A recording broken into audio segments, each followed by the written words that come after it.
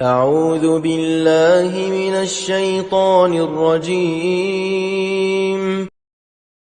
بسم الله الرحمن الرحيم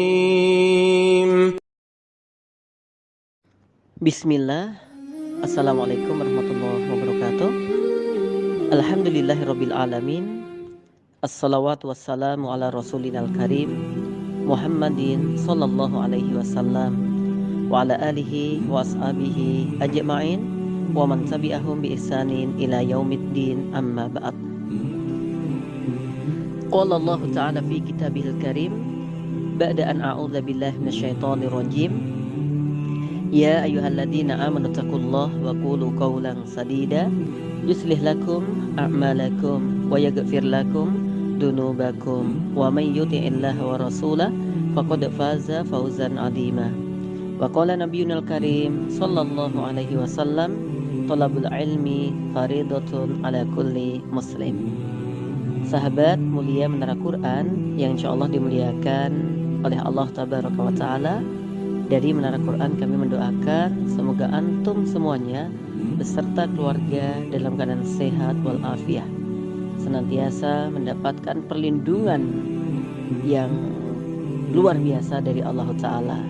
Allah melindungi panjenengan pada hati-hati jenengan, Allah lindungi pada harta jenengan, Allah lindungi pada kesehatan jenengan, dan keimanan selalu Allah izinkan untuk senantiasa kuat dalam diri kita semuanya.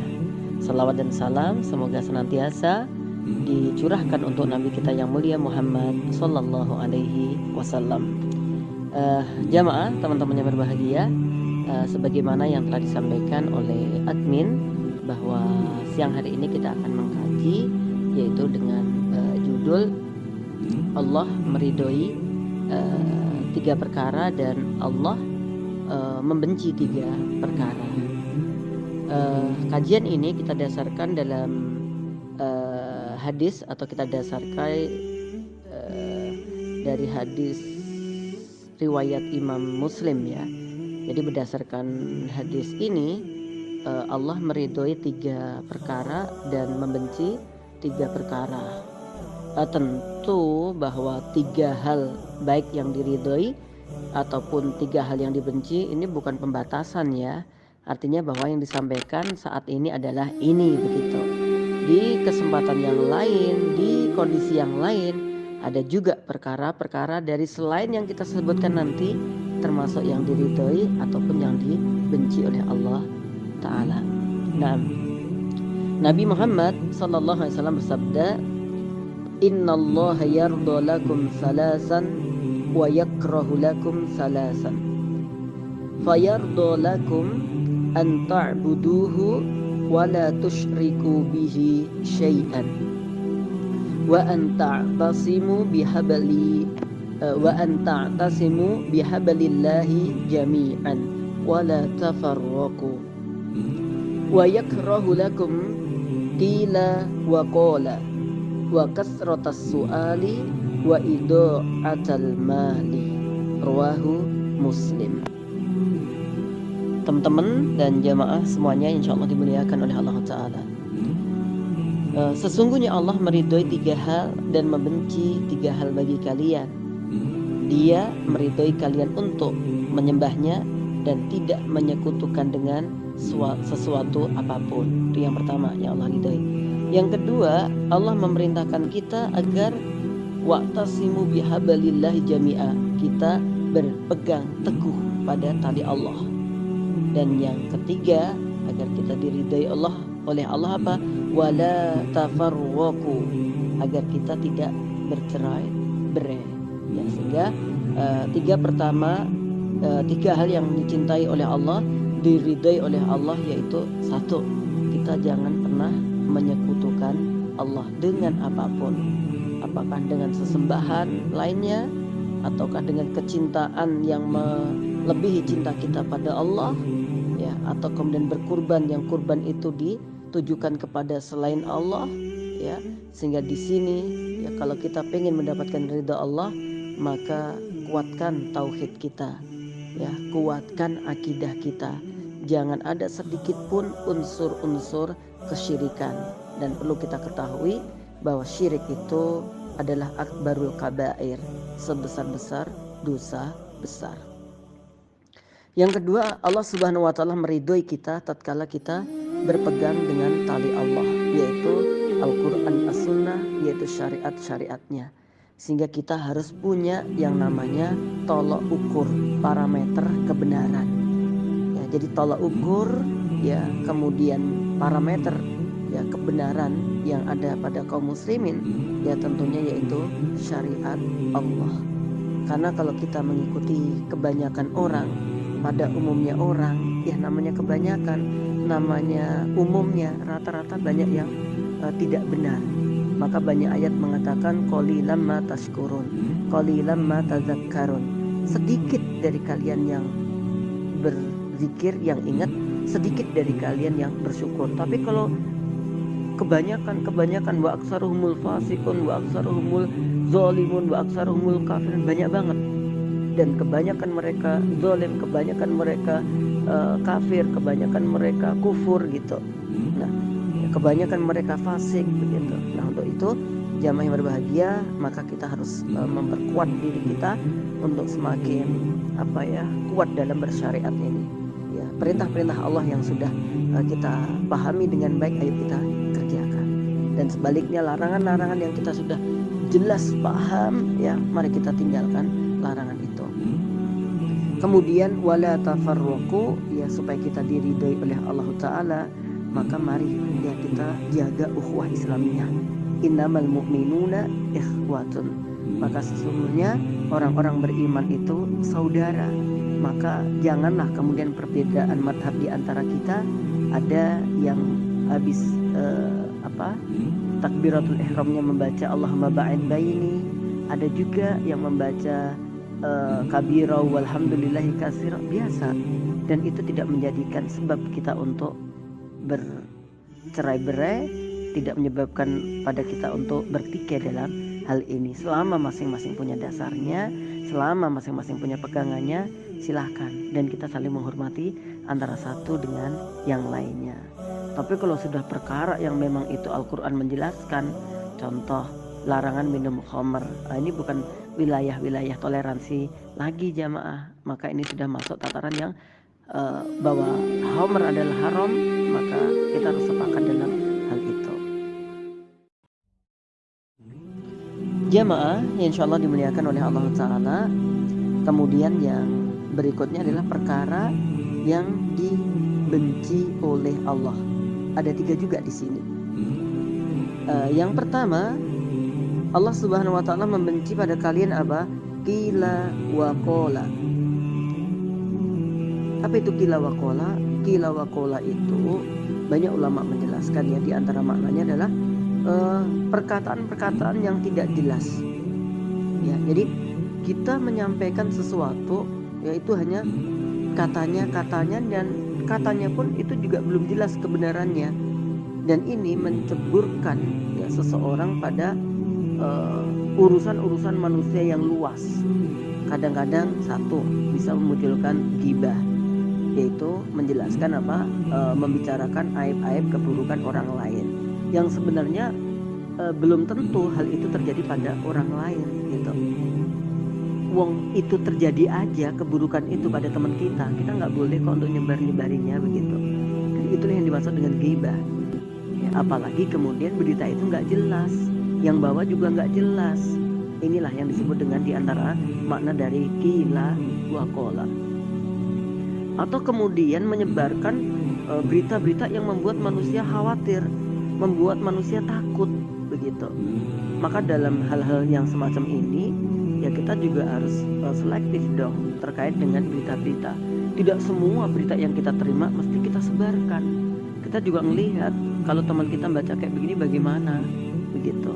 Nah, untuk itu qila wa qala ini sudah banyak ya terjadi baik dulu ataupun sekarang, bahkan lebih-lebih sekarang ini ya gampang sekali nih untuk menyebarkan informasi-informasi yang akurasinya ya kemudian datanya kebenaran itu belum valid begitu. Nah, sekali lagi kalaupun itu valid saja ya benar saja, juga belum tentu kita harus sebarkan kepada orang lain, karena kita harus mengamati kira-kira kalau ini saya sebarkan efeknya seperti apa, begitu. Nah, teman-teman, insya Allah dimuliakan oleh Allah Ta'ala, di sini Allah membenci, yaitu kila wa kola, katanya yang tidak jelas sumber datanya. Kemudian yang kedua yang dibenci oleh Allah Tabaraka wa Ta'ala yaitu wakasrotas su'al, kebanyakan bertanya. Kebanyakan bertanya di sini maksudnya apa? Bertanya-tanya dengan sesuatu yang tidak jelas jeluntrungnya begitu, atau sesuatu hanya untuk mengada-ada saja, atau sesuatu pertanyaan yang sifatnya berandai-andai saja gitu. Jadi apalagi yang hukumnya belum tentu jelas ya, maka dalam fikih itu kalau memang hal itu belum terjadi, kita tidak terlalu banyak untuk tanya-tanya. Atau tanya-tanya di sini yang kedua maknanya apa? Tanya-tanya untuk mengabaikan dari perintah gitu. Misalkan kasus terkait dengan perintah Nabi Musa kepada umatnya untuk menyembelih Baqarah gitu. Kemudian umatnya tanya mulu, ini bagaimana, tua atau muda, ini bagaimana warnanya, ini bagaimana kriterianya. Padahal kalau tidak ditanyakan hal-hal itu cukup sudah. Yang penting kamu ada sapi betina udah sembelih, selesai gitu. Tetapi ternyata kenapa sih mereka orang-orang Yahudi ini tanya mulu gitu? Jawabannya apa? Wa makadu yaf'alun, hampir-hampir nggak mau melakukan sebenarnya. Karena ada juga orang-orang yang tanya demi mil gitu, karena ternyata tujuannya supaya tidak melakukan. Ya ini kadang-kadang terjadi lah ya dalam anak-anak itu, dia lagi asik bermain begitu, kita panggil, nak tolong belikan gula dong gitu. Kemudian di mana? Itu di warung yang dekat bengkel. Bukannya itu tutup. Nah, kalau di situ nggak ada, nanti beli di mana? Udah turun sedikit. Gitu. Nah kalau nanti di sana nggak ada bagaimana? Ya nanti maju sedikit lagi ada toko lagi. Terus gulanya yang warna apa gitu? Ya gula putih lah yang itu. Kemudian bungkusnya yang apa? Yang tebal atau yang tipis itu? Ya Allah, ya kadang-kadang pertanyaan-pertanyaan itu membuat supaya memang dia supaya nggak jadi disuruh gitu. Nah jangan sampai kita dalam syariat khususnya ini banyak tanya-tanya yang pertanyaan itu tidak bermanfaat untuk kita. Dan juga berhubungan dengan kilawakola, jangan juga kita ya terlalu kepo gitu ya, terlalu kepo untuk mendapat informasi dari yang diinginkan hati tapi tidak dibutuhkan oleh hati, sehingga kita hanya ingin mendapatkan kepuasan berita gitu. Piye ta jalan terangnya, piye ta jane jadi piye ta, kayak nggak perlu kayak begitu. Jamaah insyaallah dimuliakan oleh Allah Ta'ala ya, dan kita menjadi beban tuh kalau kemudian ada berita aib orang lain ada pada diri kita. Teman-teman yang berbahagia, nah wakasrotas soal ini juga ada yang memahami as-soal itu artinya sa'ala yas'alu, meminta ya, bisa bertanya atau meminta. Dalam bahasa Inggrisnya itu bisa bertanya, bisa meminta. Ini juga menjadi larangan bagi kita untuk meminta-minta sedangkan kita adalah orang yang berkemampuan gitu. Jadi kalau kita memang termasuk orang yang tidak berhak untuk mendapatkan zakat, ya jangan mendaftarkan diri kita sebagai penerima zakat. Kalau kita memang termasuk orang yang tidak berhak secara kriteria untuk mendapatkan BLT, ya kita tidak perlu untuk memiskin-miskinkan diri kita agar mendapatkan bantuan itu. Maka di sini juga perintah ya agar kita kalau memang cukup, ya kita mencukupkan diri kita pada Allah Tabaraka wa Ta'ala, tidak memiskinkan diri. Nah teman-teman, kemudian yang terakhir perkara yang dibenci oleh Allah Ta'ala yaitu wa idha'atal mal, orang yang menyia-nyiakan harta. Ya, kadang ada orang makan, ini kan harta-hartaku sendiri, kenapa kamu ribet-ribet harus menasihati aku gitu. Jamaah, idha'atul mal, menyia-nyiakan harta pada dasarnya adalah melakukan kemubaziran, tabdzir. Ya, sedangkan mubazir ini adalah amalan yang dilakukan oleh setan. Teman-temannya setan adalah orang-orang yang melakukan tabdzir ya. Maka kita juga harus melihat banyak loh orang-orang yang kehidupannya lebih sulit jauh daripada kita kalau kita sedang sulit, sehingga kadang-kadang kita bisa melakukan banyak hal ya dengan berlebih-lebihan. Ternyata ada teman saudara kita yang kekurangan. Kita bisa makan dengan begitu mewah, nikmat dan lezat. Kita ingat ya, ternyata masih banyak teman-teman kita yang kekurangan. padahal kita udah sampai buang-buang makanan sampai ya dan seterusnya. Bahkan dalam hal wudhu pun ya kita juga diminta untuk apa? Secukupnya. Ya, karena Allah katakan kulu washrabu wa la tusrifu innallaha la yuhibbul musrifin. Makan dan minumlah kalian ya dan jangan melampaui batas. Allah nggak menyukai orang-orang melampaui batas. Makan minum secukupnya. Wudhu juga begitu. Bahkan ada sebagian madhab kalau mengusap rambutnya itu kerannya dimatikan dulu. Ya kemudian dia ambil air wudhu tadi itu, ya kemudian diusapkan ke bagian kepala, habis itu mengambil lagi baru dihidupkan lagi. Masya Allah. Nabi Muhammad SAW juga memerintahkan kalau kita lagi tidur api dimatikan, satu bahaya gitu. Nanti kalau lupa-lupa nendang bisa terbakar waktu itu. Tapi bisa juga itu menyebabkan apa? Ya, cahaya yang tidak terlalu dibutuhkan kemudian menghabiskan minyak. Ya, sehingga teman-teman insyaallah dimuliakan oleh Allah Ta'ala, maka hati-hati ya terkait harta ini. Kita bakal ditanya loh, min aina iktasaba wa fima anfaqa. Harta itu dari mana kita peroleh dan kemana kita belanjakan.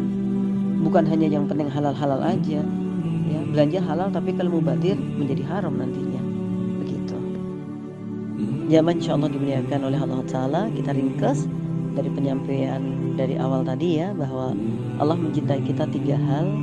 Yang pertama apa? Agar kita menyembah hanya Allah saja dan tidak menyekutukannya. Yang kedua, Allah meridhoi kita ketika kita berpegang teguh pada tali Allah. Dan yang ketiga, Allah meridhoi kita tatkala kita bersama-sama kaum muslimin kuat ukhuwahnya, kuat hubungannya. Dan 3 perkara yang dibenci oleh Allah Ta'ala pada diri kita sebagai kaum muslimin apa? Yang pertama, qila wa qala, yaitu membicarakan, menceritakan sesuatu yang gak jelas sumbernya. Kemudian yang kedua, kebanyakan bertanya atau meminta-minta. Dan yang ketiga, menyia-nyiakan harta. Ya, semoga dengan penjelasan ini Allah berikan hidayah kepada kita untuk menguatkan akidah ya, kemudian juga menguatkan syariah dan juga menguatkan ukhuwah. Dan kemudian kita juga dimudahkan oleh Allah Ta'ala untuk menjaga lisan ya, kemudian untuk menjaga harta, sehingga semua apa yang kita lakukan mendapatkan ridho dari Allah Ta'ala. Subhanakallahumma wa bihamdika asyhadu alla ilaha illa anta astaghfiruka wa atubu ilaika. Assalamualaikum.